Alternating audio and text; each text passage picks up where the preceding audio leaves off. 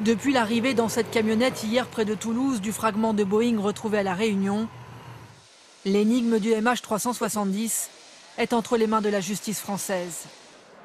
Qui dirige l'enquête pour cette partie du dossier? 3 juges parisiens. Une information judiciaire est ouverte en France depuis mai 2014, vu la présence de 4 victimes françaises. Mais c'est la Malaisie, pays d'immatriculation de l'avion, qui avait la responsabilité de l'investigation. Là, la donne change. Donc pour l'instant, il n'y avait que la Malaisie qui avait droit à l'enquête. Mais avec ce morceau de l'avion qui s'est échoué sur le territoire français, alors la France, de droit, est concernée par l'enquête. Et donc, elle va coopérer avec la Malaisie sur cette enquête. Demain après-midi, l'un des juges parisiens dirigera une réunion à huis clos pour fixer le déroulé de la procédure.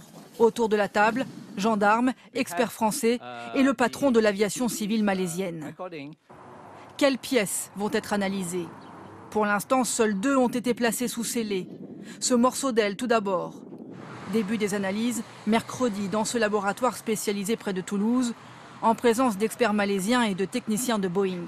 Premier objectif, confirmer qu'il s'agit bien d'un fragment de l'avion disparu. Cette valise déchiquetée sera également examinée dans les prochains jours. Aucune échéance fixée pour les résultats de ces expertises. Va-t-on étendre la zone des recherches?